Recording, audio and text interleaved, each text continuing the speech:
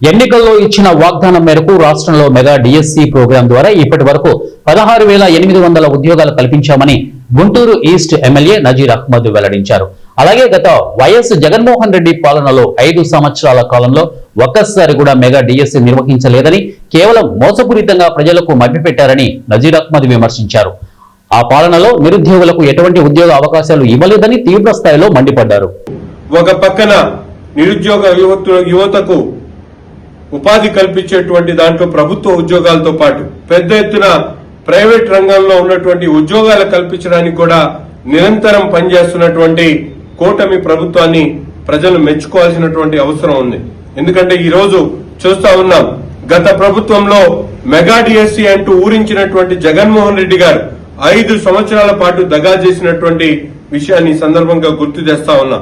1 సంవత్సర కాలంలో ఎన్ని కష్టాలున్నా కూడా చెప్పినటువంటి మాట ప్రకారం పేద విద్యార్థులకు అందాల్సినటువంటి క్వాలిటీ ఎడ్యుకేషన్ ని ఇప్పించాలనేటువంటి ఆలోచనతో ఈరోజు పెద్ద ఎత్తున ఎక్కడా కూడా లోపాయికారి విధానాలు కాకుండా పారదర్శకంగా ప్రతి ఒక్క ఉపాధ్యాయుని ఎన్నుకునేటువంటి మెగా డిఎస్సి పెట్టి వాళ్ళందరూ కూడా ఎగ్జామ్లు పెట్టడంతో పాటు పారదర్శకంగా ప్రతి ఒక్కరి సెలక్షన్ కూడా ఈరోజు జరిగినటువంటి విధానాన్ని ప్రతి ఒక్కరు కూడా ఎంతో సంతోషంగా ఉన్నారు. రాష్ట్రంలో ముఖ్యంగా నిరుద్యోగ యువతకు ఒక ఆశ కల్పించేటువంటి విధంగా ప్రతి సంవత్సరం కూడా మెగా డిఎస్సిని కండక్ట్ చేస్తామని చెప్పినందుకు నారా లోకేష్ గారికి, ముఖ్యమంత్రి గారికి, ఉప ముఖ్యమంత్రి గారికి మనస్ఫూర్తిగా హృదయపూర్వకమైనటువంటి ధన్యవాదాలు తెలుపుతూ తప్పకుండా రాష్ట్రంలో నిరుద్యోగ యువతకు హామీ ఇస్తా ఉన్నాం.